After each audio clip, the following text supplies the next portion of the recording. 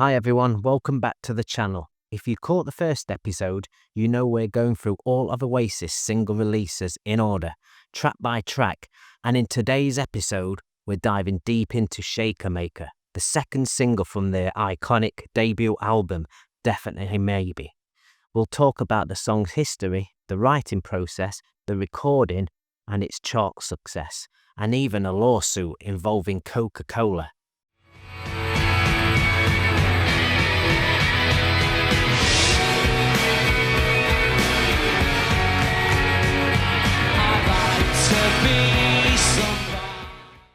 It's a pretty wild story, so stick around. If you're new here, make sure to subscribe and hit the notification bell so you don't miss any future episodes.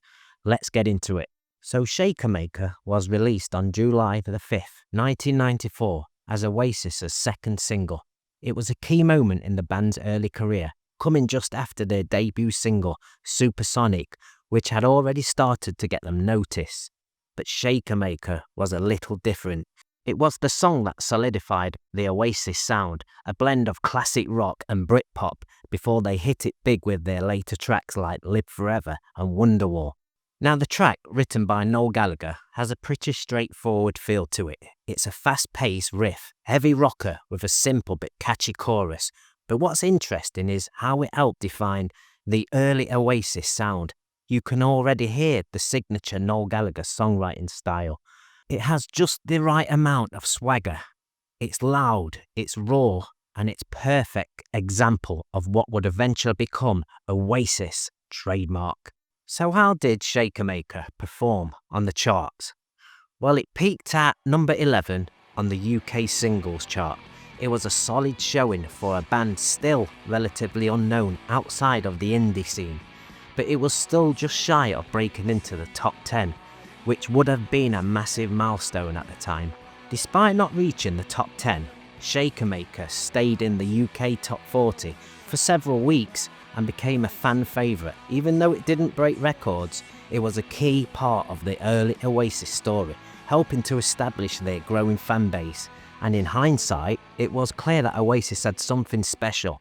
The song's infectious energy was starting to turn heads, and it was kind of an anthem that fueled the Britpop revolution. Now the critics had mixed reviews at first, but there was a sense that Oasis were one of the most exciting new British acts in music.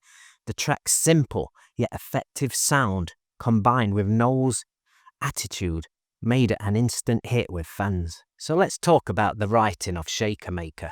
Like most early Oasis songs, this one, as we all probably know, was written by Noel Gallagher. He came up with the idea for the song when he was living in a flat in Manchester, dealing with a lot of personal issues. But musically, the inspiration was much simpler.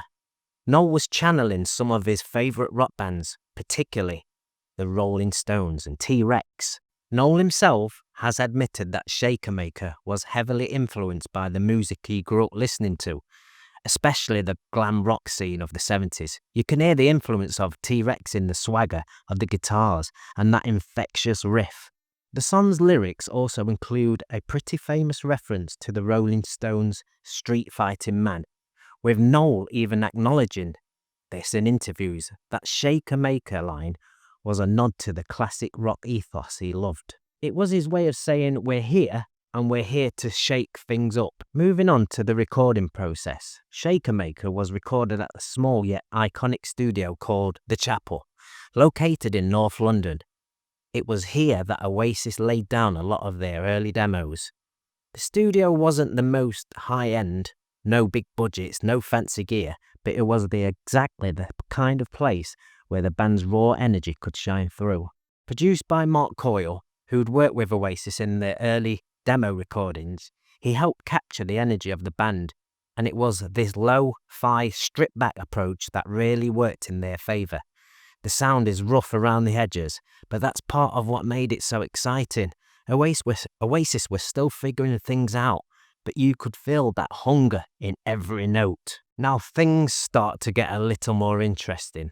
While Shakermaker was still rising up the charts, it found itself at the centre of a pretty hilarious controversy. You see, the song's melody, specifically the chorus, was most identical to the famous jingle from Coca-Cola's 1971 ad campaign, "I'd like to buy the world a Coke."